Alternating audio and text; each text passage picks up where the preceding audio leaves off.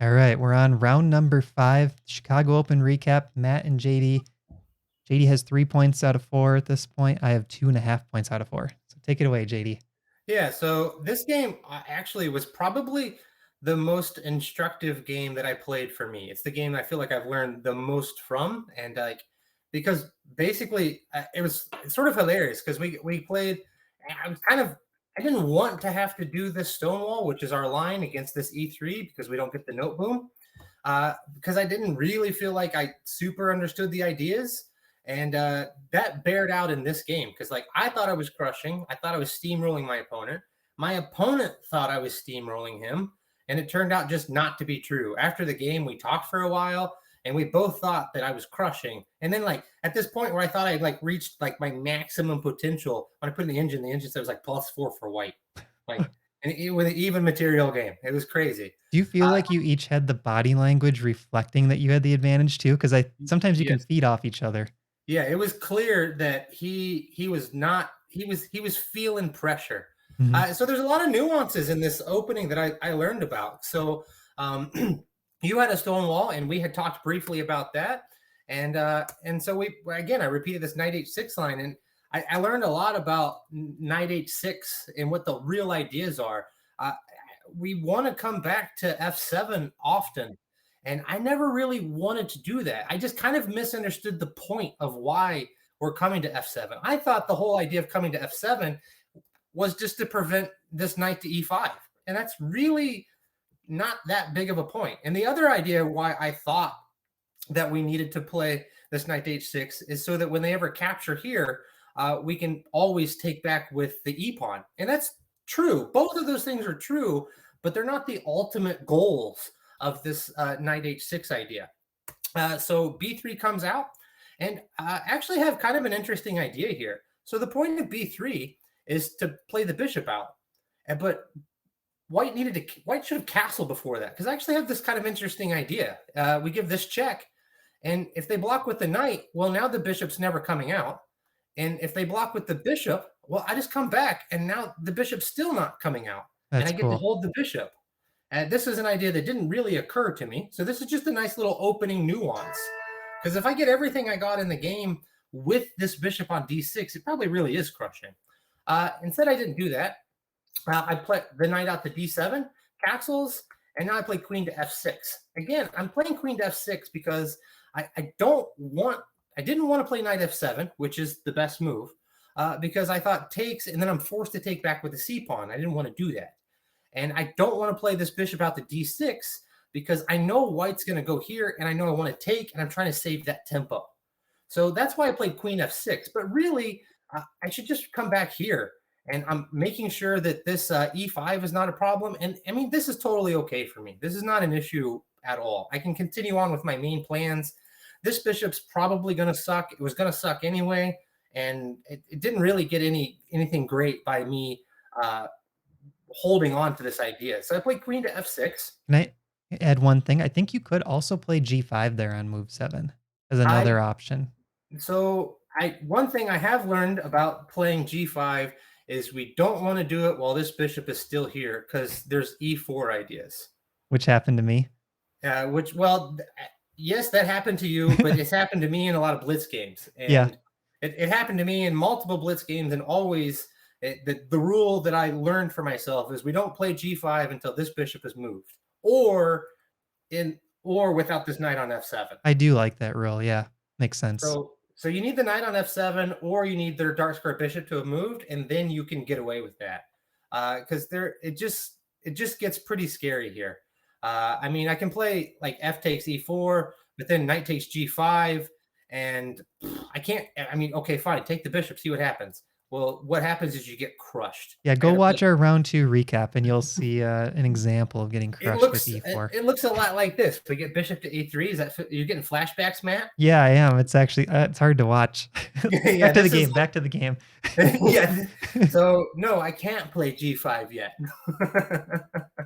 uh, so um, so again, just the best and most is just to play knight to f7. I'm reserving this tempi.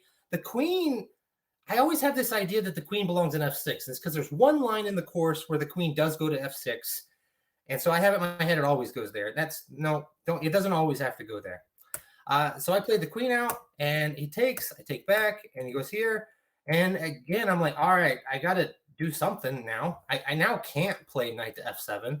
So I brought the bishop out and he immediately snaps this and he got his tempi that he wanted, Yeah.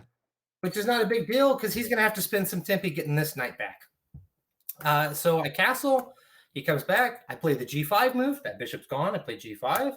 He comes forward. I kick the knight. The knight can't come to e5. I'm happy. This is doing great. He comes here, and I brought the queen out. And my point of bringing the queen is I want to bring this knight in, and I'm going to try to advance. But again, I'm missing the whole point of this knight h6. My whole attack when I have this pawn structure is really going to be based on the h pawn. Yeah. Which is another reason why I needed to have moved this knight out of the way so I can advance with the h pawn. And where does the knight go from f7? It's probably going to go to g5 to e4, which is the ultimate goal of that knight. Yeah. So this knight's going to go to f6. I put a queen there. It's in the way. Yeah. And then this knight's going to come here to here, and both knights are going to fight for the e4 square. I don't really do that in this game. So your queen could go on d6. I'm kind of looking at the engine lines. Queen d6 seems to be what the computer likes, and then put the knights on those squares you highlighted. Yeah, queen d6, queen e7. I mean, just not f6 here. Yeah. So there are some lines where you put the queen on f6 because you're going to try to play e5. Is kind of some of the ideas there. So castle, I put advance, and I put the queen here. And my idea again is I want to come here. I wanted to put a knight here. I want to maybe play f5. I want to advance. I want to put the rooks. I get this position, and again, I thought this was like my King's Indian game. I'm gonna bring over all my pieces just like I did in the King's Indian game. I thought I was just gonna walk over him, and then I was so like kind of proud of myself because I was like, there's no way he has time to take this pawn. This is ridiculous. Like I'm just gonna crush him on the king side. Yeah. Turns out he can take the pawn. And my whole point was I was like, I'm going to come defend the pawn this way. And you're going to spend 1, 2. So you spent 1, 2, 3, 4 moves for this pawn. And I spent that time like advancing on the king side. But then like this move was a bit of a cold shower. Do you feel like part of the problem too is that the h pawn is stuck on h7? Yeah, I just didn't, I did think that I would have liked to have advanced that pawn. That idea occurred to me, but like, I just got my knights in the way. If we could like take all 4 knights off the board right now, Yeah. I'd probably actually have a pretty good attack still. But this was like the big takeaway here was like, don't be afraid of this knight f7. It's the whole point. And also like this queen maybe doesn't need to come out to f6 so early. I should be going to f7, playing this g5, g4, putting a knight on g5, putting a knight on f6, putting a knight on e4, and advancing the h pawn. This is the game plan. I love that we had some of the same takeaways, like throughout the tournament, and we had the same idea, right? Yeah. Don't put the queen on f6 so early in the stonewall. Think about the bishop a3 ideas. Think about where these knights go. Yeah, I just thought this looked great for me though, and I played this knight out to h5 because I wanted to stop this move. I thought at some points I should try to get f4 to work, and there were times it was the best idea. I didn't want. So after here, he takes here and here, and let's go back here because I wanted to do something like take this back, yeah, like this. I wanted to do something like takes, and I thought he would take back with the pawn, and then I wanted to move this knight out of the way, and I wanted to do this and just go mate him. But the problem is that he always says knight f4, and I just don't have enough squares on the h file to put my pieces in there. I just don't have enough squares. This probably would have been maybe my best idea, not with the point of coming across here, but the point of playing h5 might have been my best idea. It's slow, but you could maybe try rook h6 and then somehow swap off the knights. But it's really slow. Like if you could go knight d8, knight e6, maybe. Yeah, it's pretty slow. It's pretty slow. But again, like if we just go back and look at this, well, I'll quickly go through, but like this whole thing actually just, if I just early approach this with this way, this is all much, much faster. So as the game went, I gave up this pawn because I thought he had no time to take it, and I was just going to mate him. And then the queen comes here. Now I finally move the knight because I want to put a knight here. I want to put my rook here. I didn't want to take. I wanted him to take so that I could have enough squares.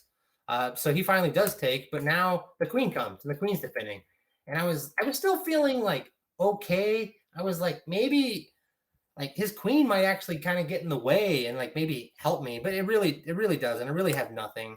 I brought the knight in. He brings his knight in. I got to drop back, and here he is my attack totally neutralized.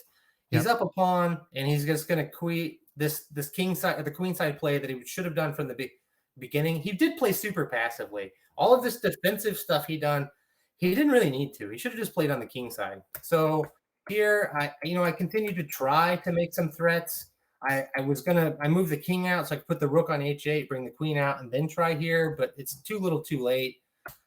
He just makes some trades, and I really have no real attack here. And this e4 move is really quite nice. We both kind Again, of E4 hits with the king out in the middle. yeah, yeah. It's a good one So to remember.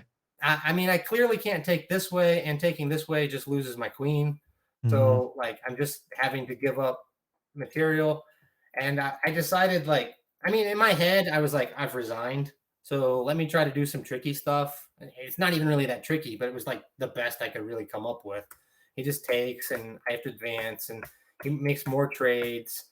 This was like kind of my last hope was that somehow I could get some play on this super long diagonal, but I really can't. There's really just nothing. The problem too is now that he's up 4 points in material, it's like all of these trades are just simplifying his win. Like you can't allow a queen trade, for example, which is about to happen. Like it's Yeah. just there's no way you can avoid the trades, and that makes Yeah, I it a played win Rookie easy. 8, one last kind of hope attempt that like I don't Back know, rank. some sort of back rank hope, but it just here the queen trades forced. I resigned in this position.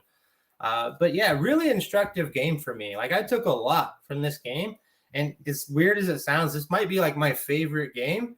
And I learned so much from this game that like I'm actually actively looking forward for another chance to play the Stonewall, which is not where I was at the beginning of this game.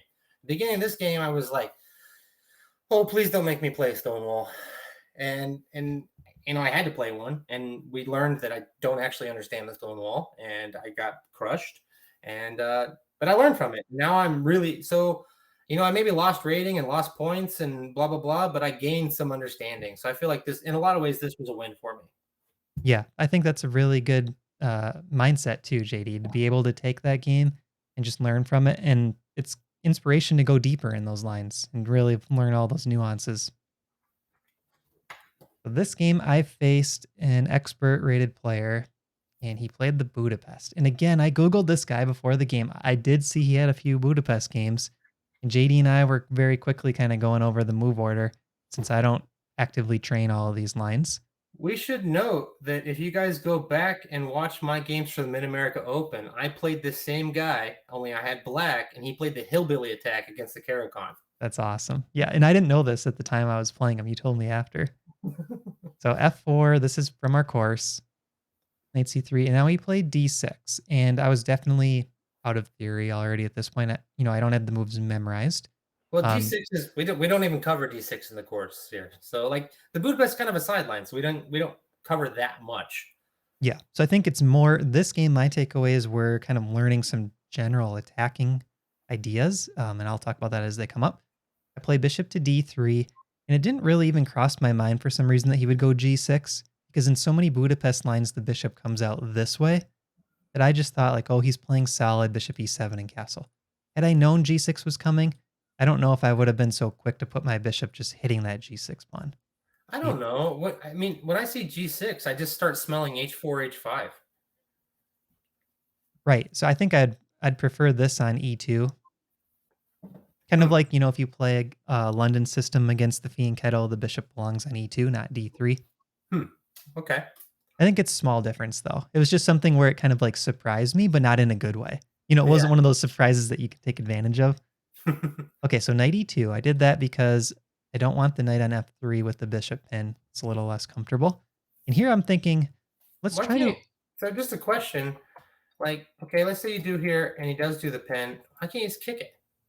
I think that would have been better. Yeah, because I think, what I was thinking at this point is I was trying to lead with the F pawn for some reason. And I Yeah. think I was trying to justify this bishop here. I was being stubborn. Like my bishop's on d3 to attack this structure. For some reason, I was thinking, go with the F pawn. And I thought Okay. I could attack him from a solid position with the king on g1. Hmm. But you're 100% right. The plan here should be rush this h pawn up the board, castle queenside, and say, hey, I got all this space. Your pieces are all boxed up, bunched up over on the queen side. What are you going to do? How are you going to counterattack me?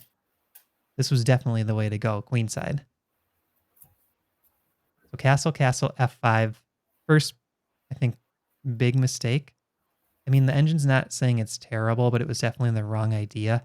Using this f pawn to attack allows him to use the e5 square. Feels too early to me, for sure. Yeah. I So think maybe we should at least make him move this knight or move this knight because, like, when he gets to come here, then he frees up the other square, frees up the square for the knight again. yeah, and he even used the c5 square. So he had knights sitting on c5 and e5 coming up. So again, this is me being stubborn. I'm trying to justify the f5 move by playing e4, saying, okay, if you take on f5, I'm taking back with the pawn. But now Yeah. look at the dark squares. He's got this bishop on the long diagonal, the knight planted here, and this knight is coming to c5. He's getting full control of the dark squares. That allows him to kind of equalize in this position. c6. Now my plan here is I see c6 and I kind of want to pile up on the d pawn. So I'm rerouting this bishop. Idea here, kind of keep the minor pieces on the board. I see it's a little bit congested for black, so I don't want to allow easy trades. Now I'm getting things rearranged slightly. Bishop to g5. This move I liked a lot, and the computer agrees with this. The idea with bishop to g5 is I want to encourage him to play f6, and that damages his kingside structure. That weakens this structure, and it boxes in the bishop on g7. So I Yeah. finally made like a good decision that created a positional weakness in black's camp. But I don't take advantage of it. So rook d1, rook d8, knight f2. So the idea here is I'm playing solid. I got another defender on this square that can free up my queen or knight to move on the queen side later. Yeah. Now knight g4. The reason I played knight g4 is the knight on e5 is really just a monster. I don't want Yeah. to trade off my bishop for that guy, but I do like the idea of getting rid of my kind of passive knight on f2 for the strong knight on e5. So that's why I did this. What do you think about the idea of rook d4 instead? Rook I want rook d4. d4 and then follow up with another rook behind, and maybe even triple. I do like that too. I mean, that Like, is my plan. With the knights off, I get the bishop hitting d6 as well. I think that was maybe part of why I did it. But this is a nice way to kind of like we talked about before, prepare it first before relieving the tension. Leave black in a cramped position. Is that what you were thinking? yeah. And then maybe later on play knight g4. So take, g5. So look at this kingside structure. Completely trapping in his bishop. Here I think g3 would have been better. It, it feels natural to me. You just told me that you wanted him to move that knight so that your bishop can attack d6. I think I was second guessing myself because with the H pawn running up the board, but really Hmm. it wasn't that scary. This bishop can retreat, and if he plays here, now I could drop it back. Not a big deal. But it kind of goes back to me like second guessing all my calculation. This was still a theme for me at this point. Okay, here's rook d4, defending the c pawn, which just was attacked. d5. This is the critical moment. So I think my opponent felt the pressure, right? He saw this idea of tripling on the d file. I even have ideas of like a3 and forcing b4 through, kicking that Yeah. knight away. And what's his active plan here? He's just sitting and waiting for me at this point. No, his active plan is d5.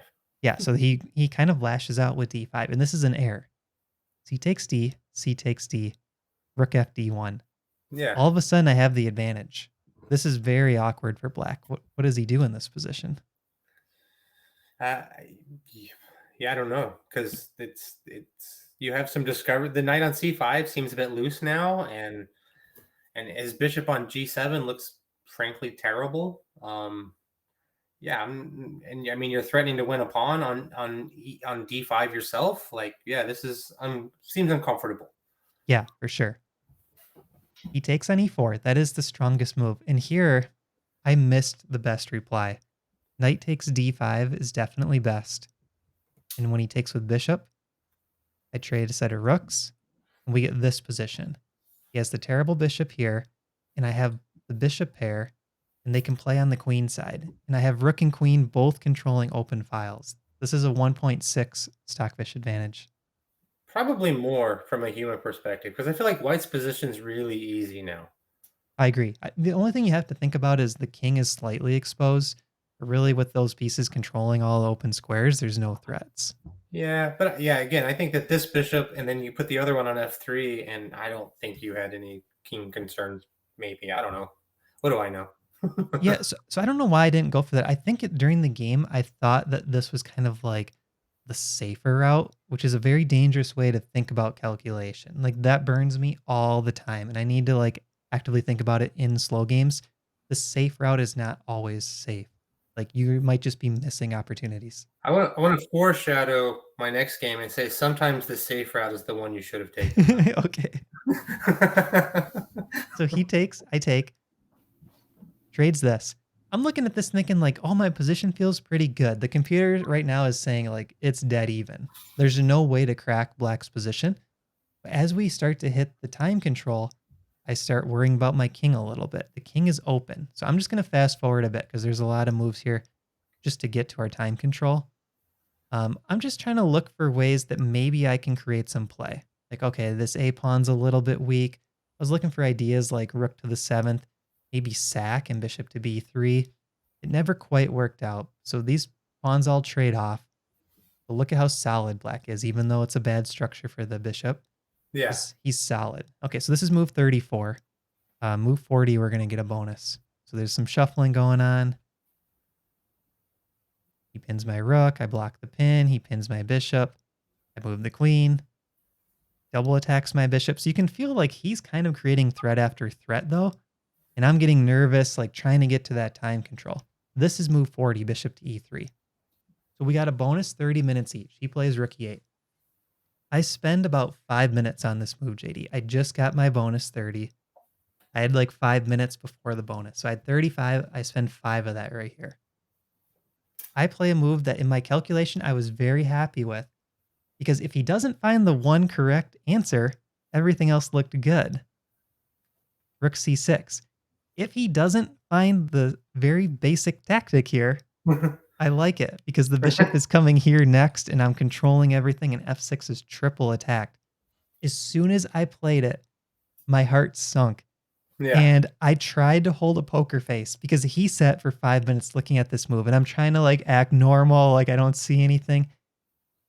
Rook takes e3. It just straight up drops a bishop. And I was devastated after this game. I immediately tipped the king, and he goes, "Oh, I wasn't." He goes, "I didn't see it for the first 5 minutes." And I don't know if he was just being nice. I think he was, honestly. But I told him, I said, I just missed it. I don't know what else to say. Oh, and he even offered me a draw. Like somewhere in that shuffling, he offered me a draw, and I declined it. He actually offered me 2 draws. He offered me a draw earlier on as well. So he'd offered 2 draws. I declined both, and then I make this kind of elementary blunder, even though I spent 5 minutes. So I think this game, I was actually pretty fatigued, and that was a big component of it. But honestly, like it just goes back to like the confidence too. Like just mentally, I was in a bad place. I felt that my position had been slipping a little bit, and then I just got sloppy. You know, I was trying to defend move after move and watch for tactics, and then at some point I got sloppy and I missed the easy tactic. Like I got to be looking for these threats in an open position like this. So, Yeah. go ahead. Tough, but happened to me too. Yeah. You saw me. I was in rough shape after this game. I needed you for support, a couple other people. Like I had to get talked off a cliff, and you know, Matt, there's 2 more games to play. It's okay. It's just a chess tournament. Like, fine. All right, so recap.